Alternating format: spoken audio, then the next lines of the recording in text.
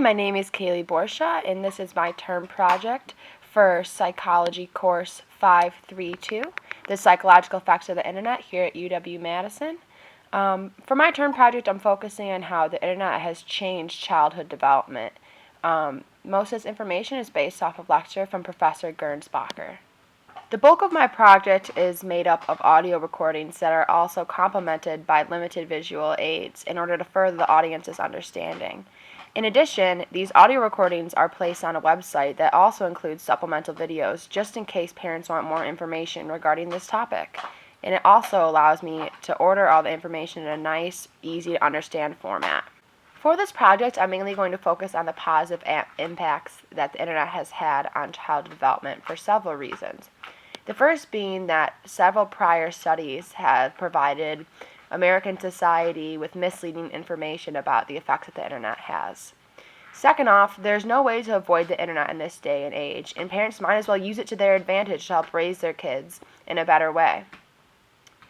Also, when considering childhood development, both the child's nature and nurture needs to be considered. Due to the fact that technology is such an important part of our society today, it is a huge part of the child's nature. My goal is to boil down the essential information that parents would want to know and need to know about how to use the Internet to help better their child. Throughout these recordings, I'm both going to focus on children's use of the Internet and how it affects development, as well as parents' use of the Internet and how it affects development, because both are equally important and both play a role in how development is shaped by Internet usage. Parents, remember, if you like what I am talking about in these recordings or want to learn more or have further questions, check out some of the supplemental videos I've provided within this website that will give you some more information on the topic. Before I go any further, I want to talk about why this topic of how the Internet is changing development needs to be scrutinized quite closely by both the professional community as well as society as a whole. First off, technology in this day and age cannot be avoided, no matter what age you are. And so, especially for professionals who are working with children, they really need to consider that children are growing up in a new era and need to consider how technology is affecting them. Furthermore, especially people my age, millennials, we're the first generation to grow up with internet and technology as a part of our everyday lives. This is something that has never happened in history before, and we need to be studying what's going on with our generation to know the effects that the internet is having, or at least begin to start to try and understand what is happening to all of us in real time. So just how many people are using the internet in this day and age? Jane Brody wrote an article in the New York Times in which she outlines findings from a Kaiser Family Foundation study conducted in 2010. The study found that the average 8 to 10-year-old spends nearly 8 hours a day with a variety of different types of media. And then older children and teenagers actually spend more than 11 hours per day with these different types of media. A piece co-written by Chelsea Clinton, published on CNN, reports that by the time children are 2 years old, more than 90% of them in America have an online history.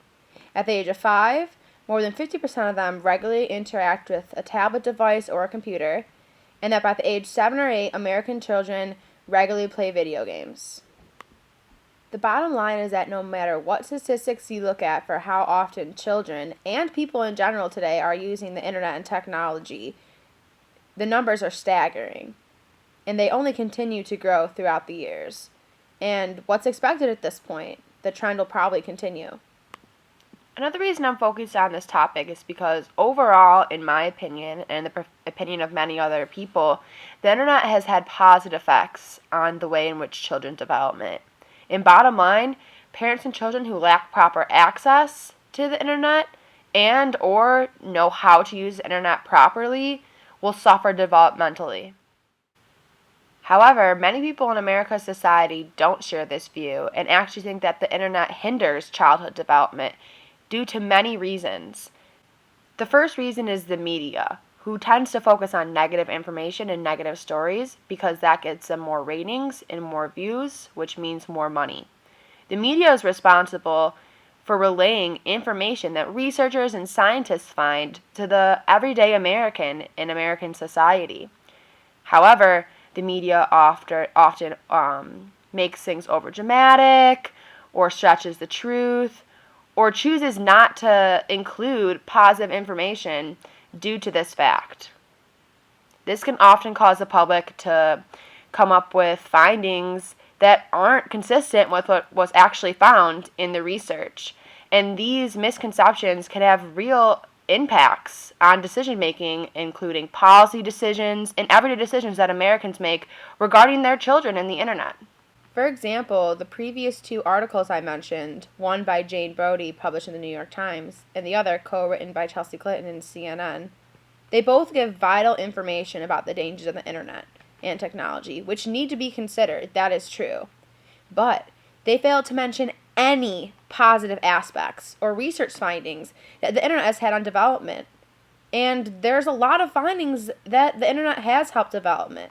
So this paints a skewed picture for the American public who don't have time to go and research each news topic individually and see if the news source is being impartial or not. The second reason, as Professor Gernsbacher explains in her lecture video, is that many people are afraid of the unknown. And especially when it comes to children, they are very protective. In the past, people have been afraid of children reading novels, children playing chess, children playing pinball, children playing pool, and even children listening to the radio. All of those previous inventions fall under the category of generational gap alarmism, as the professor explained. Basically, this is where the generation before fears the unknown for the generation that is coming, whether it's chess or a game of pool. But it's a legitimate fear and something that does go on throughout the generations in our history. And I do think that generational gap alarmism is being applied heavily to the concept of the internet and technology. And it's something that needs to be addressed. And I really think that humans have a tendency not to be able to look at their own past and realize the patterns that are emerging.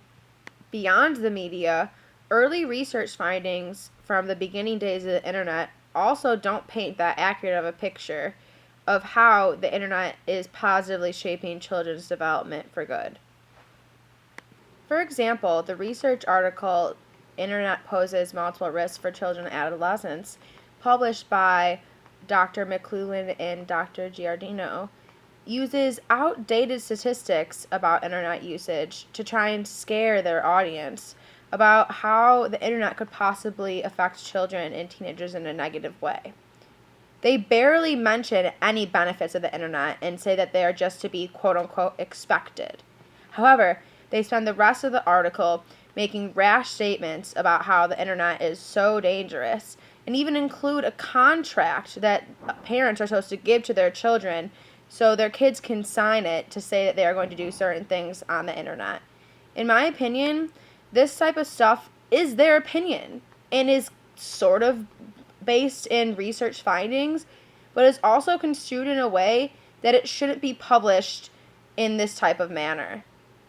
While I do think researchers like these women have good intentions for America's families and children and teenagers, by presenting the information like this in this manner, it makes it seem like the internet is only bad, is only going to do bad things for their children, and that's simply not the case. However, this type of bias has not gone unnoted and unnoticed. As the professor outlined in her lecture in class, the American Academy of Pediatrics has been issuing different recommendations for things like the amount of television that children should watch, to how to behave at meal times, for years.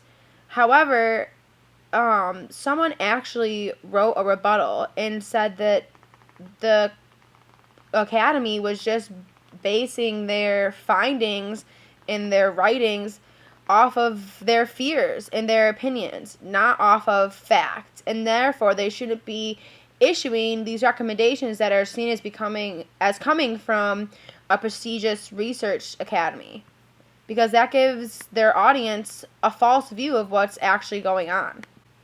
Misconceptions from past studies also stem from the fact that internet usage habits among Americans have changed drastically even in the last couple decades. When these studies were first going on, there was not many people on the internet, and the internet therefore was a darker, lonelier place, less suitable for children. It's hard enough to study the topics of development and internet usage on their own, but studying them together is even harder. Studying development is complicated for two main reasons. The first reason is that there are a variety of factors that need to be studied when looking at development, including influences from the parent, influences from the child themselves, influences from the surrounding society and texture, and another reason that it's complicated to study development is that measuring behaviors, for example, let's say IQ or memory, is different for children at different ages. So if you're trying to measure the working memory of an individual, you're not going to use the same test on a toddler as on an adolescent. And therefore, a major challenge of people who study development always is trying to find a way to compare these different types of tests that are used for children at different ages, which complicates things greatly.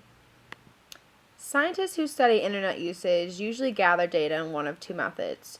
Usually they can either conduct interviews or they can rely on self-report measures. Often these self-report measures are full of biased answers and dishonest data due to the fact that participants are falling underneath the desirability effect, meaning they are trying to give answers that they think that the researchers are going to want to hear. Studying internet usage habits in adults is hard enough, but now imagine trying to get honest data from children about their internet usage habits. It gives researchers a big challenge trying to get that done. Dr. Genevieve Johnson talks about this issue, and what she talks about is that it's not as simple as just putting a surveillance program on children's computer in order to monitor their internet behavior, because that could alter their behavior. So what she did is she tried to come up with a different method of measuring children's internet competency and internet use. So in order to do this, she presented the Internet Vocabulary Test for Children, or IVTC, as a measure for internet use in children. So the IVTC requires an oral definition of 10 different terms. Different grammar terms for the internet, such as online games, instant messaging, website, words like that. And what Johnson found was that this test could be viable in terms of the future, in terms of measuring how often children use the internet, how much children use the internet, and how much the children actually understand what's going on with the internet. So these findings are promising and do really give hope to the future of this field. Before concluding, I just wanted to clarify 4 different types of development that I'm going to be talking about in the upcoming audio recordings, so that you can understand just how complicated this topic truly is. Physical development is a term that refers to a process that starts when one is an infant and continues until one is after adolescence, and it is a process of the maturing of the gross and fine motor skills. So physical development involves developing control over the body, including muscles and overall physical coordination. So cognitive development is a term that refers to the construction of thought processes, including problem solving, decision making, and remembering. And this, again, occurs from infancy through adolescence. Emotional development is a term that is used to describe the emergence of a child's expression, experience, understanding, and regulation of emotions, again, through this time period. Finally, social development is a term used to define the learning of norms and conventions that govern overall human interaction. So I just want to say thank you for listening to my first audio recording. This is a list of the references that I used specifically for this recording. For my subsequent recordings, they will each include their own references list as well. I hope you guys learned something, and thanks for listening.